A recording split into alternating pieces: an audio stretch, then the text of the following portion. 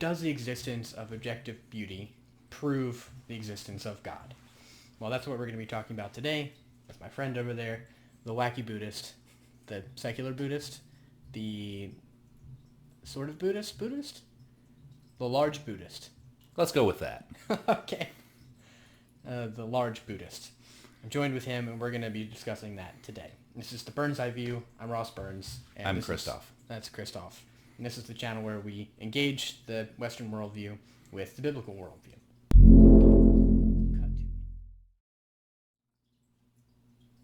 So the argument for God's existence or beauty, I covered more fully in another video, about 10 minutes long. But just to rephrase, it kind of goes something like this. If objective beauty exists, it's best explained by the existence of the Christian God.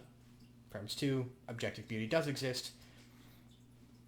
Conclusion, therefore, most likely, Christian God exists. Or the best explanation of the given facts, Christian God exists. Fair. Well, there you go. You have it. That is a fair train of logic. And I've been invited to counsel argue to the best of my ability, so I shall. And the first point of contention that I would like to make is that beauty is impossible to define as objective. If there existed a singular objective beauty, then following that to its logical conclusion, all art would reflect that to some degree or other. All art would strive towards that to some degree or other. But the history of art is anything but homogeneous. A cursory study of art will show no less than a half a dozen movements in the past 200 years alone, from Impressionism, Cubism, Surrealism, Dadaism, so on and so forth. Mm-hmm. The claim that an objective beauty exists would fly in the face of the genius of Pablo Picasso, Jackson Pollock, Salvador Dali, who many people refer to his artwork as horrifying, which I can see how you would think that because, well, he is the surrealist that everybody thinks of when they think of the movement of surrealism. The existence of such a disparate catalog of art, even in classical art, if you look at it, the range of subject matter, the range of styles in art, if they were all vying towards an objective beauty, a singular definition of beauty, there would not have been the variety that there was. The point of contention of beauty in nature. Let me first respond to the art one. Fair. So, I don't want to say it's a straw man because I think it's just a misunderstanding of what I'm trying to say. Okay. I don't think you purposely set up like a straw man or anything like that. But what I'm not trying to say, try to remain non-fallacious in my argumentation. It's always good. So the argument that I'm making isn't that there is only one kind of art piece that is like the objective beauty, the holy grail of beauty that everything is supposed to look like, and if it doesn't, it's not beautiful. That's not what I'm trying to say. All right. In fact, given the Christian worldview, I would expect lots of different kinds of art. I would expect lots of different genres of music, of painting, of dance, of drama, of poetry, that kind of stuff. That's exactly what I would expect if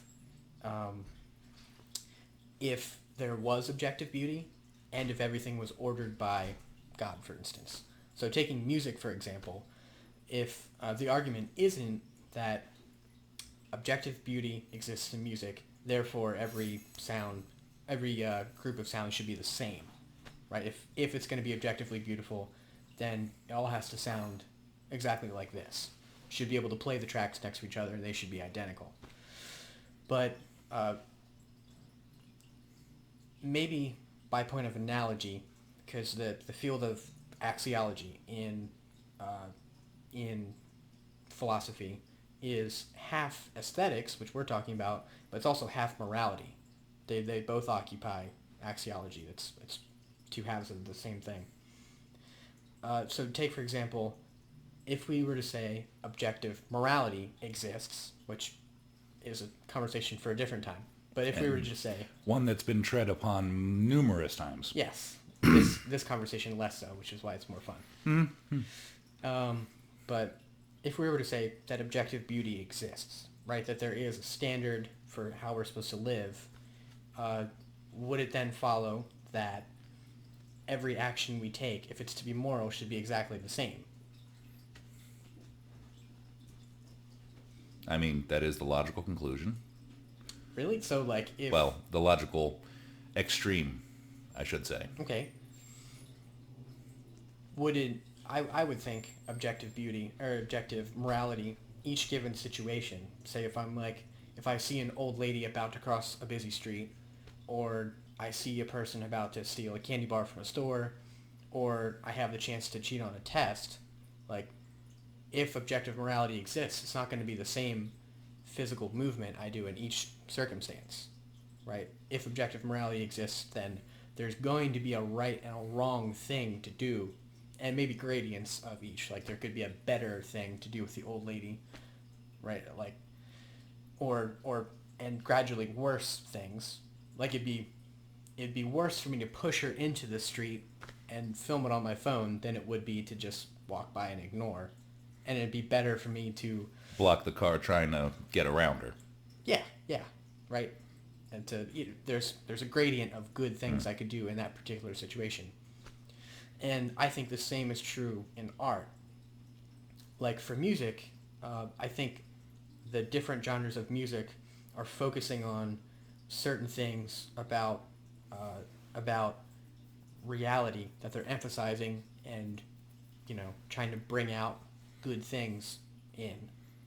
So what I'm saying is less that you can say, a song by Elvis is more beautiful than a painting by Salvador Dali, right? That's not exactly what I'm... Apples and oranges there. Exactly. Right, just like you wouldn't say that helping the old lady across the street is better than not cheating on my test or going through my exam with integrity. It's apples and oranges. So for each given scenario we're in, and each different materials that we have, we can either do something that's objectively beautiful with the stuff or objectively not beautiful. That's what I'm saying. Whether in a given scenario we can create something that we can call objectively beautiful or not. Whether we take a cello, for example, and make my favorite thing with a cello, box cello suites. If you ever, they're awesome. I use them to study with all the time and to do video editing. But so is that objectively more beautiful than taking the cello and whacking it, off my forehead or just against a table or something? Is there an objective value difference between those two activities? That's more what we're talking about. See, part of the problem that I have with the concept of an objective beauty is that it restricts beauty. It constrains beauty. And I'll get back to that in a moment. Right. The second focal point of the mid-argument was beauty in nature. In the breadth of human experience, that is decidedly false. What? That certain parts of nature are objectively beautiful.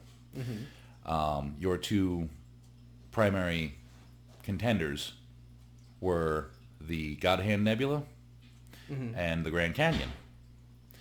And both of those are objectively terrifying to an agoraphobic.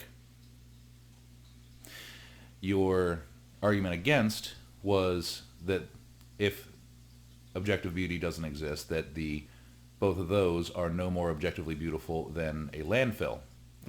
And to a civil engineer, a well-maintained and properly built landfill is a thing of beauty.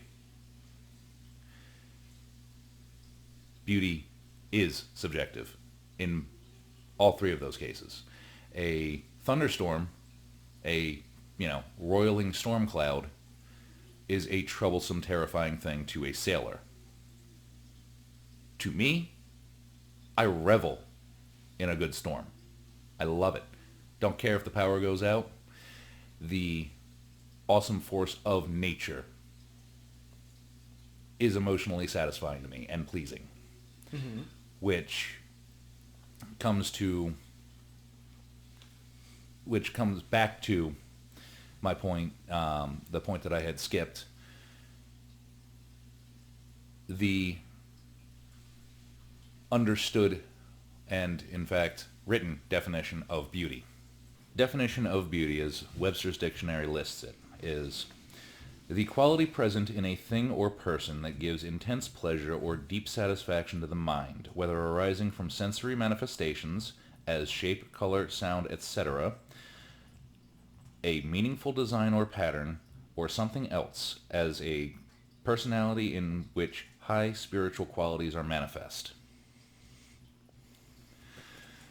That definition requires the senses. It requires a personal impact. And to say that there is an objective beauty does a disservice to the concept of beauty, because objectively the concept of beauty is meaningless. And the most meaningful thing in human experience. I say this not as a contrarian statement, but as a complete thought. The whole of human experience is a deeply personal, individual thing. Quite literally, it is impossible to say that my experience is the same as anybody else's. How I see the God Hand Nebula depends on a myriad of factors that are irreplicable. Irreplicable? Yeah, I think that's a word. Okay. That cannot be replicated. Yes. Ideally or identically. The specific amount of distortion of the atmosphere, the exact angle at which the lens is viewing it, the contents of the vitreous fluid of my eyes, the, clarity of my vision is not going to be the same as somebody who puts their eye to that telescope as soon as I take mine off. How I hear my favorite album and what I hear in it, what it says to me, what I take from it, cannot be identically replicated by anybody else, because the entire experience is dependent upon my personal senses and my personal experience leading up to that moment. The idea, the concept that there is one objective end-all be-all beauty, no offense, but I find frankly insulting to the concept of beauty. There is beauty in everyday things. If someone disagreed with that, would they be right or wrong? They would be right within their own perceptions. So then the statement doesn't actually have any meaning. It has all the meaning. For you? and for anybody that agrees with it. Okay. Were there an objective beauty, there would be universally agreed upon things that were beautiful. Mm-hmm. Which is a flat false statement. Well, not necessarily. Take for example, music. Generally speaking, everyone agrees that consonants in music, things that sound smoother, are more pleasant than things that sound less smooth. Death metal fans would like to have a word with you. Well, they're still engaging in. Well, the emotion that they're going for isn't pleasant. So probably push back on the personal, subjective sort of thing. There are objective qualities about music, for example, because that's the thing that we've been sticking with. Like there are, musical theory is a thing, yes. Right, musical theory is a thing. There's something physical about music. I mean, the pressure wave, yeah. Right, and our bodies taking in the pitch of the vibrations. Mm-hmm. That's something that's actually physically out there. Organized sound is pleasing to the human experience, to the human senses and mind. And so then, what I was talking about before with consonance and dissonance, a major chord, for example, and a minor chord don't bring up the same emotions in people, right? Now, there are some cultures who, when they experience a minor chord, it's the opposite. There are cultures, when they hear, for us generally, minor chords are sad, major chords are happy. Minor chords are unresolved, major chords are, that's better. and there are some cultures that flip that, for sure. Which seems to be a point in my argument. Well, the difference, so what I'm saying is that there seems to be an objective difference between them. Like they're not just noise. There's something organized about them. Oh no, quite definitely. Right. Okay. So A simple definition of music would be organized sound. Right. Because, to put it frankly, any organized sound can be called music if you try to spin it as such. Mm-hmm. I mean, dubstep. Mm-hmm. That's pretty much the end of that argument there. Obviously, you've never heard dubstep. I've heard dubstep. Okay, so definitely agreeing there then? That it's music? That it's organized sound being spun as music. So it is music. Yeah. Okay. People who make dubstep are pretty well steeped in music theory. Some of them. The people who make dubstep well? There we go. Okay. So... No hating, by the way. I am a fan of many different types of music, not just heavy metal. Yeah, as am I. So, going back to the personal experience, I think the sailor, for example, who sees the thunderstorm coming, and he's like, crud, this is going to be an unfortunate evening for us. Mm-hmm. And then you in the safety of your apartment looking out on a storm. Let's depersonalize this and say the Wiccan in the woods. The Wiccan in the woods? Yes. Mm-hmm. Is going to exult in that statement of nature's fury. Mm-hmm. And the combination of destruction and creation that a storm embodies. Mm-hmm. The sailor is more worried about the destruction of his livelihood and life, since, well, the sea is a harsh mistress. I don't think that the sailor would say that makes the thunderstorm more or less beautiful. It's just, thunderstorms have real life implications. If he was with you in the nice safe apartment just kind of looking at a thunderstorm doing his thing, he probably feels some awe and some significance about that kind of thing. And therein lies another point of contention that I had wanted to bring up, is awe and beauty are two very discrete concepts. Point of contention number one, awe, by its nature, contains within it a kernel of fear and a kernel of respect. In old Arthurian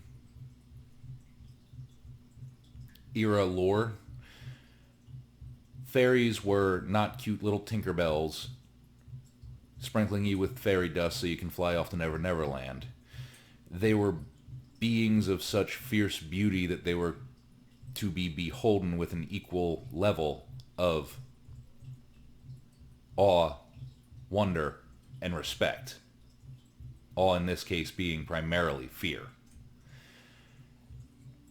Similarly so, a thing of beauty to one person could be a thing of awe to somebody else. Which brings me to a very personal example, actually. One of my personal favorite, one of the things that I find the most beautiful of any that I have ever seen. And you can take 5 seconds to look it up right now in a different window if you like. The Bikini Atoll nuclear tests. We have video of it from many different angles. Thank you, U.S. government. And I find it to be one of the most beautiful things I have ever experienced. Hands down. The reason for this is because those experiments, the magnitude of the effect that is shown signifies man reaching beyond his normal capabilities. The triumph of intellect over what was previously thought to be an immutable state of the world. The breakdown of what at the time was the very fundamental nature of matter. Science leapt forward. Well, science was continuing to leap forward with those tests, with all the tests that followed and preceded. But the footage of that is the visual representation of it. And I find that to be a amazingly beautiful thing. An environmentalist will look at that in horror with the thought of a 15 kiloton nuclear device going off underwater, irradiating all the surrounding water, irradiating and destroying the ecology of the area, and all of the long-lasting effects that had.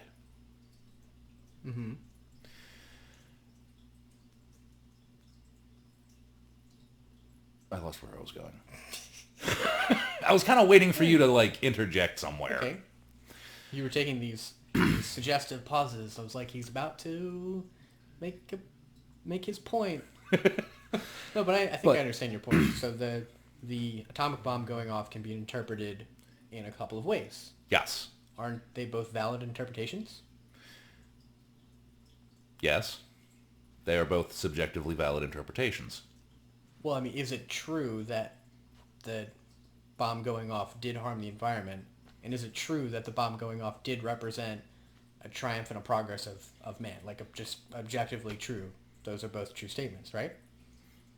Yes, and the impact of that footage is purely subjective. Is what I'm trying to say. The feeling that you had? Yes. That's what subjective means. And finding beauty in what another finds horrifying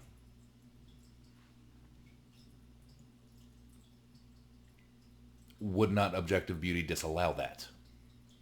No, I don't think so. I'm not saying that interpretation never happens, right? Taking into example music, right, that we experience different ways. There is objective meaning to the music in that the composer intended the song to mean something.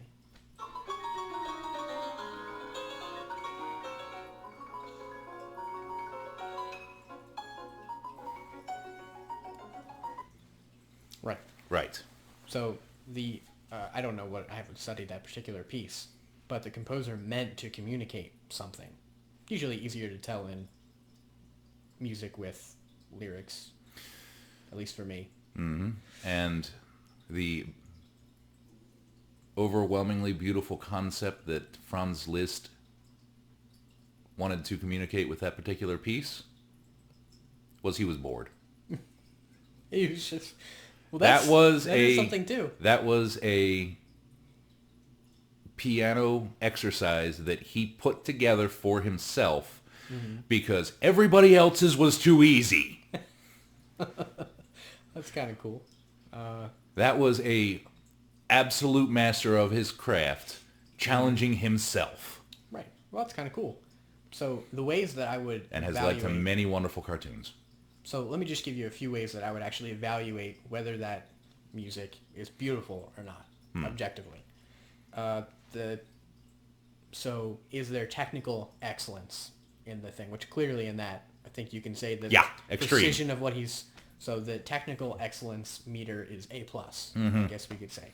S rank. Right. Okay. So then the other thing would be, is there validity in, or integrity in the artwork? So like... Completely original, so yeah, check there. So original, that's a good way of saying it, but more what I mean is, like maybe a good example of integrity would be, say like an orator or a preacher or something, preaching some kind of moral message that he himself doesn't actually believe, but because he thinks it'll get him a higher social ranking or maybe some donations or something like that, that would be using an artwork in an invalid, not integrous sort of way. Does that make sense? And that is a quality or characterization to figure out whether something is beautiful or not. If someone's just doing it so like pop music, generally speaking, would be less beautiful than other music because pop music is created and generated for the Benjamins.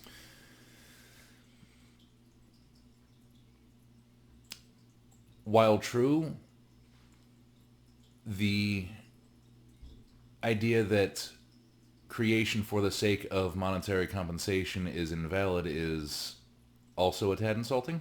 Just for like they're so you're saying what somebody is good at should be done for reasons other than money, as well as money.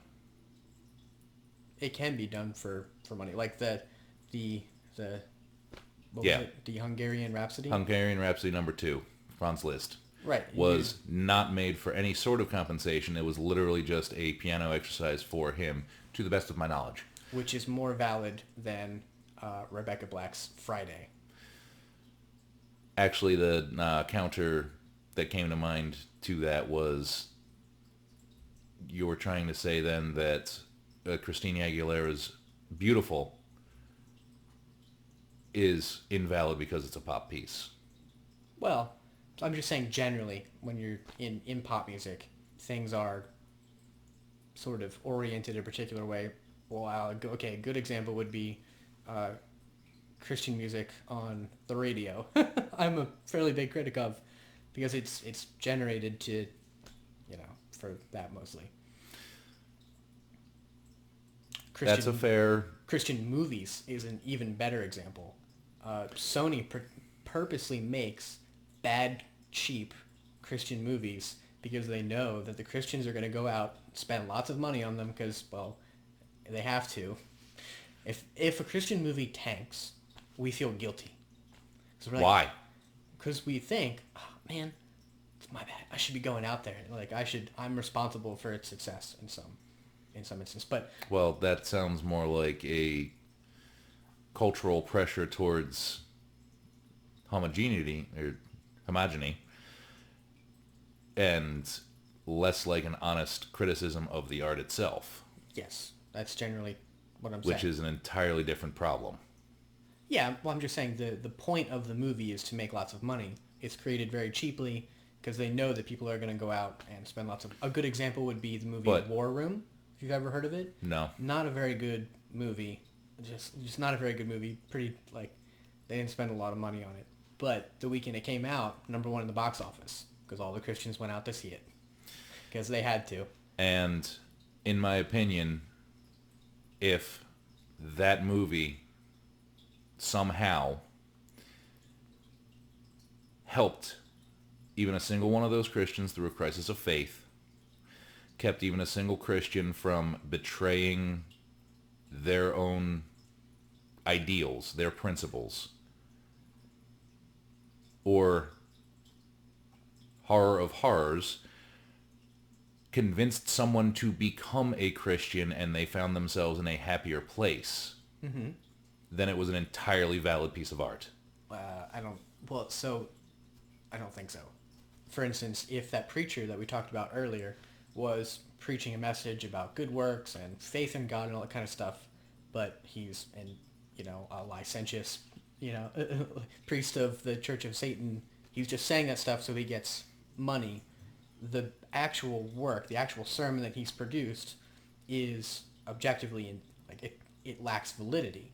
Even if the words he crafted spur someone on to good works, we can say, sure, a straight blow was struck with a crooked stick, but the stick is still crooked. And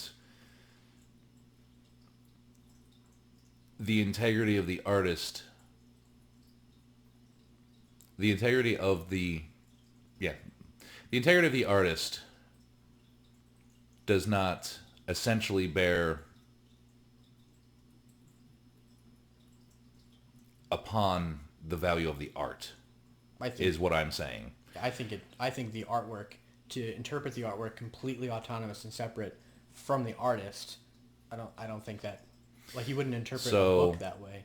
Then you would say the Martin Luther King "I Have a Dream" speech is just morally bankrupt and invalid then, because Dr. Martin Luther King put himself through college, as far as I've been able to tell, through billiards.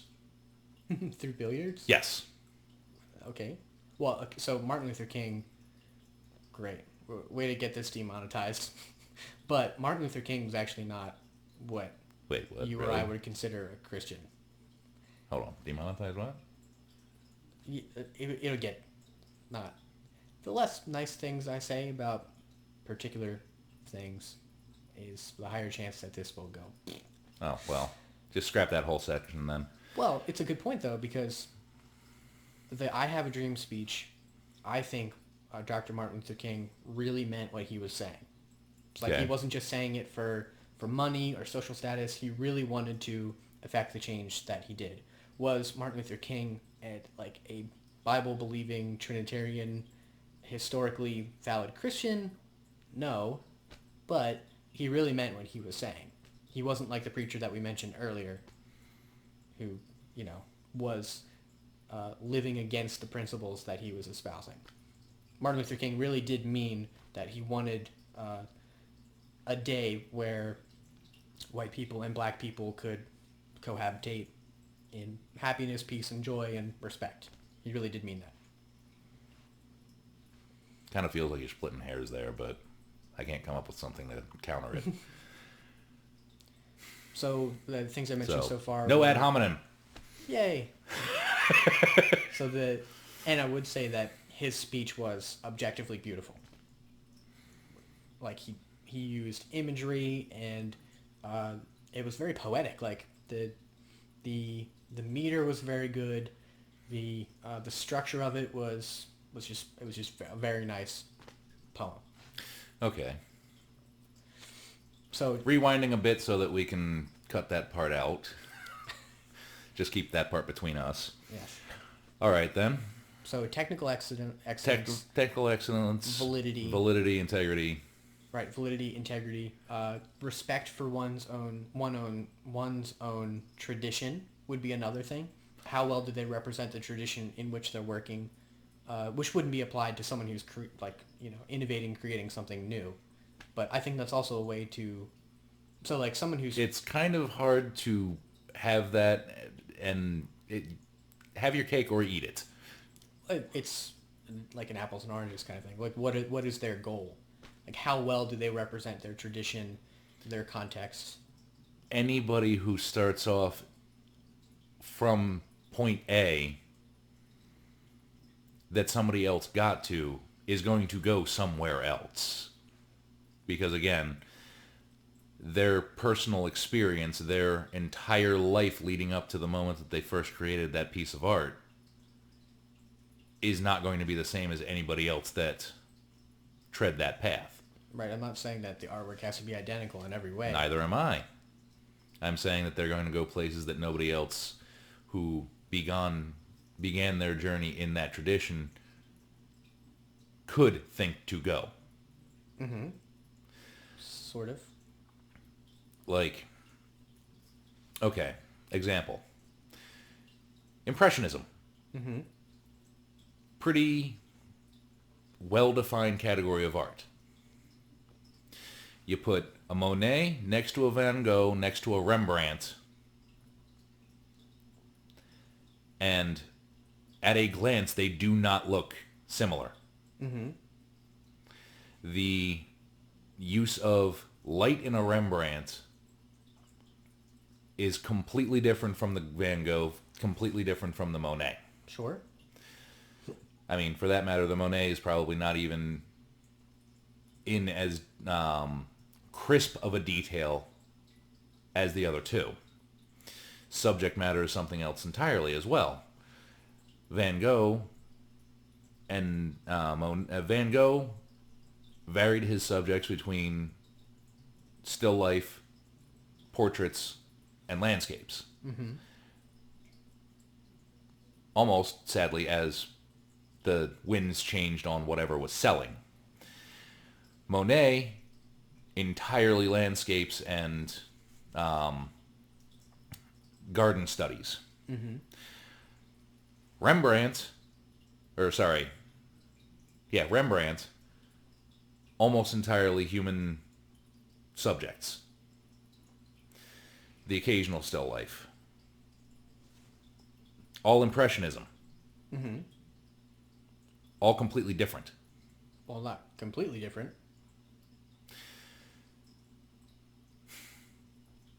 All measurably different. Well, sure. That's what I would expect. By a fair margin. Sure. I mean, cutting it down to the qualities of each artist, they don't line up in any category. Then what binds them as impressionist art? I believe largely era. Okay. Well, that's not a very helpful... Okay, you know what? I did kind of flatten my own tire there. Another category. Right. So, by the way, would going down the rabbit hole of Gandhi have been less deleterious to the monetary possibility of this channel? I don't really plan on insulting Gandhi. I wasn't going to insult him. I was just going to, air some dirty laundry. Oh, yeah, maybe. Not that he had much laundry, but it was pretty dirty. Yeah, I can imagine that. Anyway, so maybe another category, one last category I'll give you is the artwork that's... What is the artwork trying to say? What is the artist trying to say through the artwork about reality? Are they saying something that is true, or are they saying something that is not true? Is another way of... no, I don't mean with the exception of fantasy. Like, right. So yeah, okay. So keeping out of the realm of speculative fiction. Well, even in speculative fiction, even in The Lord of the Rings is a good example of fantasy. Best linguistic fiction ever. Well, now you're sounding a little bit like this side of the couch, but I'm an old school nerd, damn it. Yeah, well, And you know what? If he wrote an entire world into being for the excuse of making up languages, you go, dude. sure. But so Lord of the Rings would be a good example. It's fictional, it's fantasy, but it is saying something about reality within inside that genre. For instance, one of the things he's saying is that power is an Inferior nature. power is of tremendously corrupting nature. Oh, right. The more, Power. right. The more power you have, or the more it becomes like this craving, and it ruins you as a person. It turns you from good old Schmeagol into Gollum. So those specific themes, are they true? Right? And I'm saying that is a way of determining whether something is objectively beautiful or not. What is the artwork saying about reality, and is it right in what it's saying? Like if an artwork And I would say that, sorry for the cut in, and I would say that yes, those themes and that codified system of morality is true and valid and very, very internally logical in the context of that book. Okay, sure. That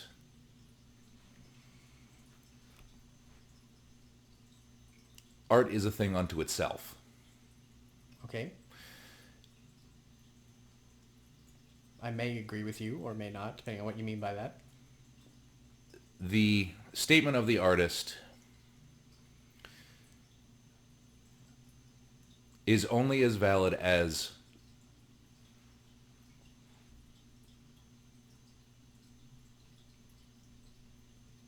processing, loading. The statement of the artist is only as valid as the effects it has upon the audience. Is only as valid as the effects it has upon the audience? Or is only as potent as the effects it has on the audience.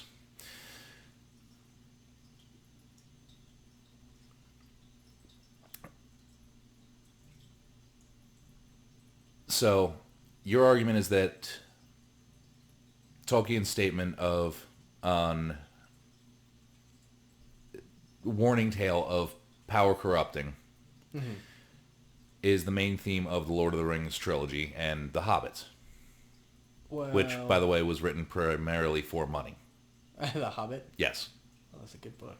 But He literally wrote The Hobbit because his publishing company said, okay, we love this, but we're not going to publish it unless you give us a setup book to publish first. Mm-hmm. He probably already had the material ready. Nope. Well, in any event. In any event, so you could say, but another way of saying it Hold on. So, but you're saying that was the main theme and what one should take away from Lord of the Rings. I mean, it's called Lord of the Rings. And like the whole purpose of the thing was getting the ring and then destroying it. Okay. At least that's one of the main themes. Because in context, the main theme that I've seen people take away from it most is that LARPing can be fun. Let's run around the woods with terrible fake elf ears on, swinging styrofoam swords and shooting arrows terribly at targets that we couldn't hit if we ran up to them. Right, which I don't think was Tolkien's intention for the artwork. But that's what got taken from it, primarily. I think they missed his intention, and that's their error. And while that may be true, while it may be true that their takeaway from it was not his intention, the simple fact remains that what they took away was not his intention. Which is their error. Like if you're speaking to the nice internet audience right now, if they understood you, we hope, if they understood you as articulating my position and they understood me as articulating your position, they'd be wrong, because that's not what we're doing. They're misrepresenting reality. Because I have an intention in communicating something, and to the degree I do it well, it's their responsibility to understand me, if that's what they're trying to do. And that is a responsibility that lays solely within the capable parameters of their senses and their experience. Sure, they're using their expenses. Expenses. They're using their senses and experiences. Sure. Thank you, Spooner. You have to understand the language that's being spoken. Sure, you have to understand the motifs and the imagery that's common in our culture and experience. That's to say nothing of the vocabulary we're using. Right. That's part of, if someone wants to understand artwork, that's kind of something they have to learn. Like, the reason I don't have great opinions on medieval French music or medieval French painting or poetry or whatever is I can't give a meaningful interpretation because I've just never studied. But you can still take something away from it. Which may be misrepresenting the artwork. But it's still perfectly valid in your microcosm. I don't detach. If I understand someone saying something that they're not really saying, I've done a disservice to them. I haven't done my job as a listener very well. As, a taker in of artwork. Like you were just arguing with me earlier over the correct interpretation of Tolkien. That I could have been wrong in what I was saying because of the surrounding context of his other works and the Silmarillion and the other beings and that kind of thing. So you were arguing that I was misunderstanding Tolkien's intentions, which was a perfectly valid argument, and we can have further discussion on whether that was true or not. But I could have been wrong. I'm going to have to do a lot of reading. I could have been wrong on what I was saying. So I think there is objective meaning in artwork when it's intended. Like some things are just for fun, right? Some things are just for entertainment, which is fine. But some things are intending to communicate an actual truth, and it's our responsibility. Like Slipknot. like Slipknot, or yeah. So what was the great truth that people equal shit was supposed to communicate? Well, I think it's fairly self-evident. But yeah. But anyway, I think we covered. I figured I had to give you one thing to censor. I'll keep it in. No, censor! Use the joke! And by the way, given the context, I think the Nietzsche mustache censor would be best there. Probably be good. Yeah, that'd be people good. Equal nihilism. Yeah, so that'd be another thing. Wait. So actually, come to think of it, do you have the tools to do that? I'm not sure. Maybe. Probably could. So another good example would be Nietzsche. What I've read from him is just wonderfully articulated. Like just an excellent use of prose, wonderful arguments and things like that. So the technical excellence of his artwork was terrific, and I definitely would say it's valid. Right? He wasn't doing it just to make money. He really didn't make much money at all doing what he was doing. But his truth content, I think, was bad. I think what he was saying about reality was not true. Therefore, his artwork, while good in some areas, lacks in other areas. And going a little further down that same road, Nietzsche's works did do what was subjectively a great good, at least temporarily, for the German people. Now hang on. Before you jump ahead of me. It put the impetus behind... Hold up. It lit a fire under... Look, you. I said don't jump ahead of me! Schnell! No, wait. That means faster. Anyway. Achtung!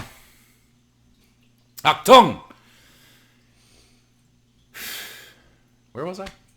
Oh, right, Charlie Chaplin. Something about you too. Yeah, Charlie Chaplin's time in Germany under the influence of Nietzsche got them out of a depression that America didn't experience for another 30 years. Was it 30? No, another like 15 years before the bottom fell out on America. The Deutschmark, yeah, it was Deutschmark, right? I have no The idea what you're money, talking about. the monetary units of Germany at the time, or I should say, of the various kingdoms and duchies and cultures and kingdoms that were countries, yeah, whatever, that were later formed into Germany, were just about worthless. The stock of the country was at an all-time low. Mm-hmm. And misinterpreting Nietzsche's works brought them out of that.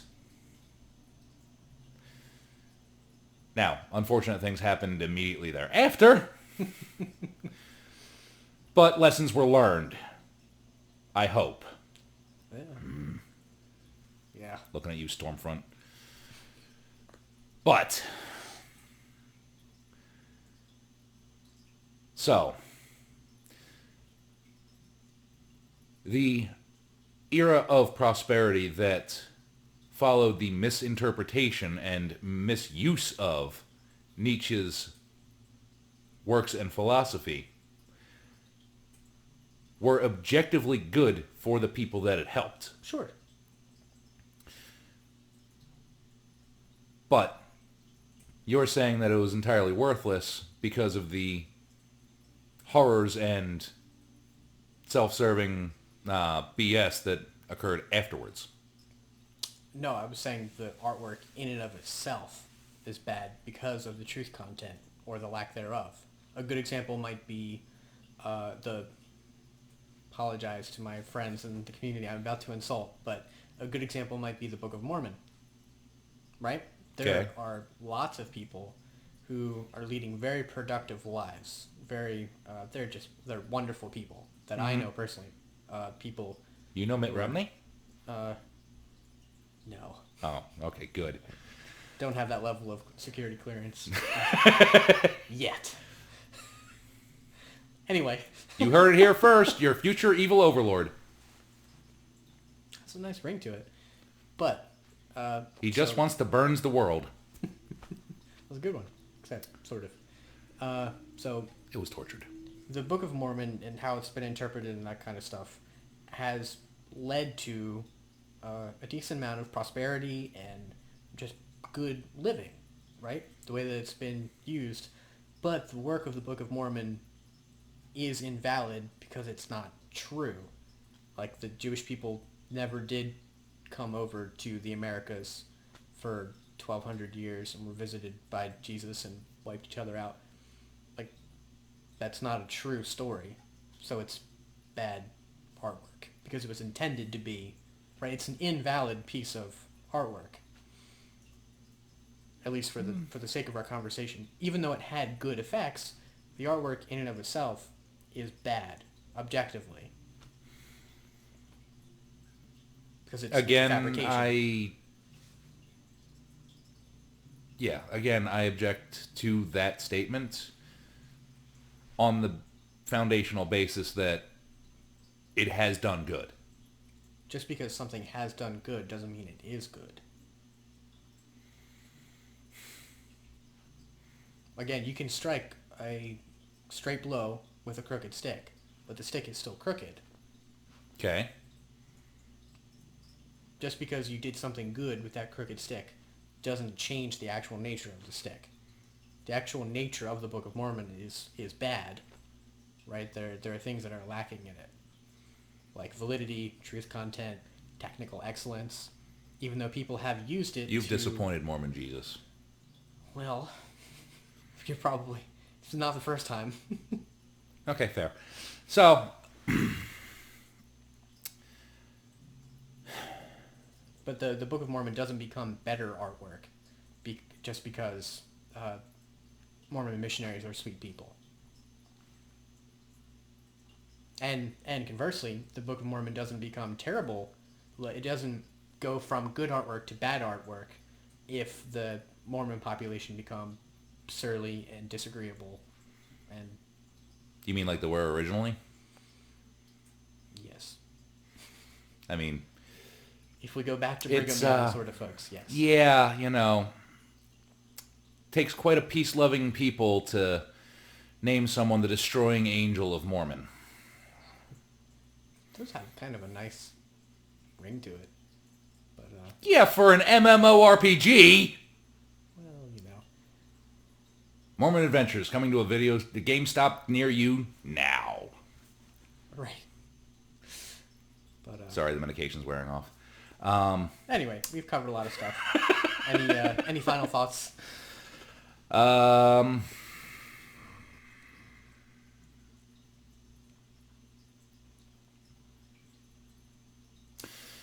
Merely a summation that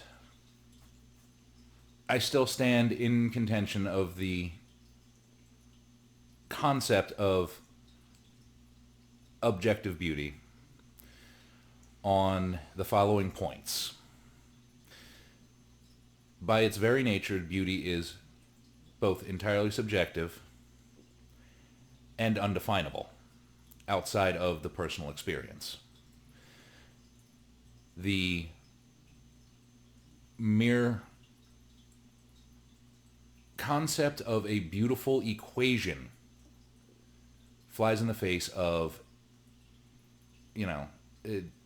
an objective beauty because, simply put,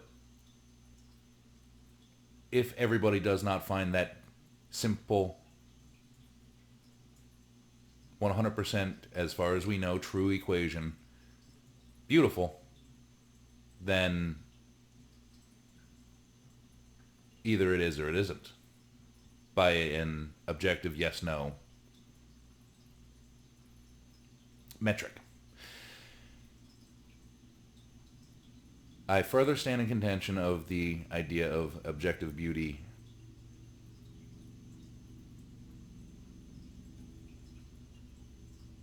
I lost the thread.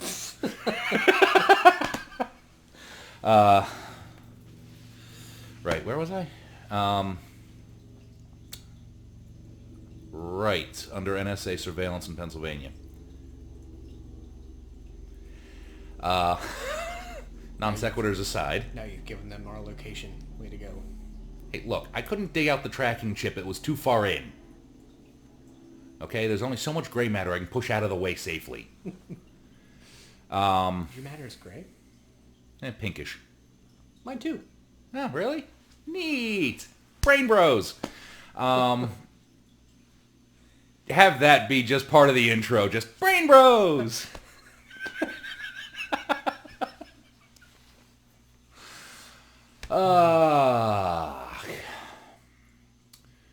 So, yes, the personal nature of beauty flies in the face of a concept of objective beauty. The